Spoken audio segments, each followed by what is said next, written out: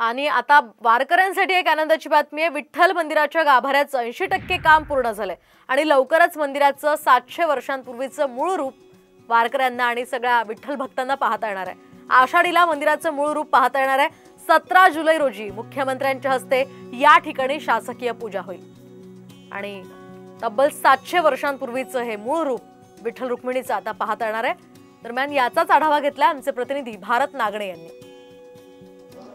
महाराष्ट्राचं आराध्य दैवत असलेल्या विठ्ठल रुक्मिणी मंदिराला मूळ रूप देण्यात आलेलं आहे आणि हे मूळ रूप आता समोर आलेलं आहे। आपण बघतोय की विठ्ठल मंदिर हे 700 वर्षाचं जुनं मंदिर आहे आणि या मंदिराला मूळ रूप देण्याचं काम जवळपास पूर्ण झालेलं आहे। हा विठ्ठल गाभारा आपण बघतो की पूर्ण दिलेला आहे। 700 वर्षाचं रूप मूळ रूप या ठिकाणी आपल्याला पाहायला मिळते आहे की जतन आणि संवर्धन या करण्यासाठी राज्य सरकारने जवळपास 74 कोटी रुपयांचा निधी दिलेला आहे आणि त्या निधीमधून हे काम सुरू झालेलं आहे। श्री विठ्ठलाचा व माता रुक्मिणीचा सभागृह असेल, अंतराळ, चारमुखी तुमचं 16 खांबे आणि 4 खांबे याचं काम आता 80% पूर्ण झालेलं आहे।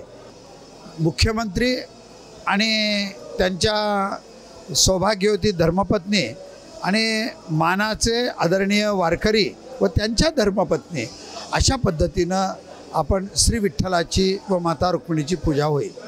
विठ्ठल मंदिरातून कॅमेरामन राजू मिसाळसह भारत नागणे, साम टीव्ही न्यूज, पंढरपूर।